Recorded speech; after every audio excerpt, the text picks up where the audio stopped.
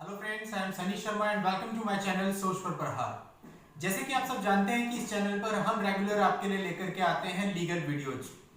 आज जो वीडियो हम आपके लिए लेके आए हैं इसके अंतर्गत मैंने बताया है कि कब कोई पति अपनी पत्नी को मेंटेनेंस देने के लिए बाध्य नहीं होता।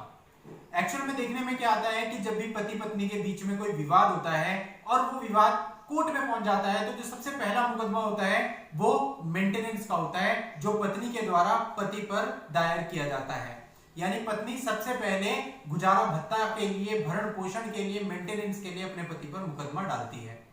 और कई बार ये जो मुकदमा होता है ये अनावश्यक होता है, लेकिन हस्बैंड को इसके बावजूद भरण पोषण यानी कि मेंटेनेंस देना पड़ता है। तो आज की इस वीडियो में मैं आपको बताने वाला हूं कि किन कंडीशंस में जो हस्बैंड होता है वो वाइफ के मेंटेनेंस का मुकदमा डालने के बावजूद वाइफ को मेंटेनेंस देने के लिए बाध्य नहीं होगा, उसका वाइफ को मेंटेनेंस देना जरूरी नहीं होगा।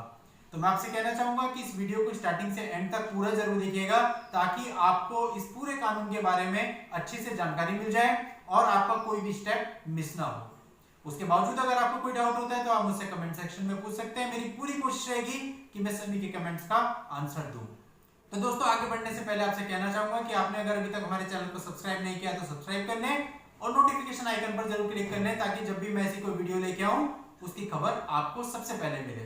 तो चलिए दोस्तों, अब स्टार्ट करते हैं आज के इस इंपॉर्टेंट टॉपिक को। अब इसमें सबसे पहली जो कंडीशन है वो ये है कि यदि वाइफ वर्किंग है, यानी कि यदि वाइफ कहीं पर जॉब करती है और वहां से वो अर्निंग करती है, तो ऐसे केस में कोर्ट वाइफ की मेंटेनेंस पिटीशन को, मेंटेनेंस के मुकदमे को खारिज कर सकती है। क्योंकि मेंटेनेंस का जो आधार होता है वो ये होता है कि मेंटेनेंस तब दिया जाए जब वो अपना भरण पोषण करने में असमर्थ है। लेकिन यदि आप कोर्ट में ये साबित कर देते हैं कि आपकी पत्नी वर्किंग है और वो अच्छा खासा अर्न करती है, अपना भरण पोषण कर सकती है, तो ऐसे केस में कोर्ट उसकी मेंटेनेंस पिटीशन को खारिज कर सकती है। दूसरी इसमें जो कंडीशन है वो ये है कि जब वाइफ पढ़ी लिखी हो, वेल क्वालिफाइड हो या प्रोफेशनली क्वालिफाइड हो, मीन्स मान लीजिए कोई इंजीनियर है वो या कोई डॉक्टर है लेकिन वो जॉब नहीं करती है,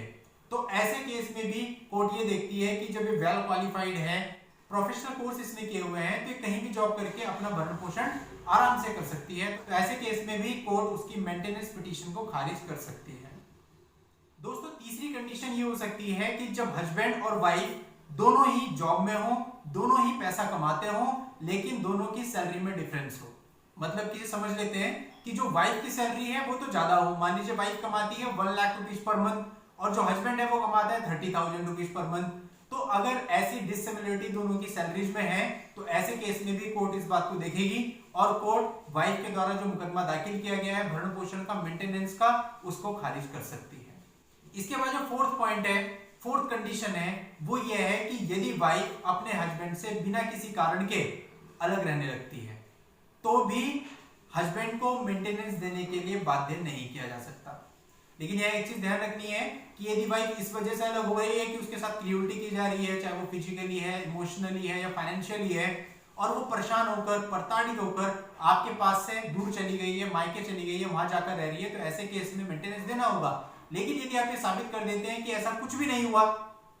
और वो बिना किसी कारण के आपसे अलग रह रही है पिछले कुछ समय से, तो ऐसे केस में कोर्ट वाइफ की मेंटेनेंस पिटीशन को, मेंटेनेंस के मुकदमे को खारिज कर सकती है।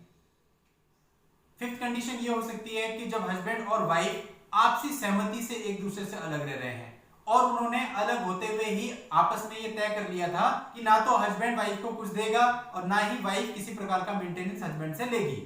तो ऐसे केस में बाद में वाइफ मेंटेनेंस के लिए क्लेम नहीं कर सकती है और अगर करती है तो कोर्ट उसकी पिटीशन को खारिज कर सकती है।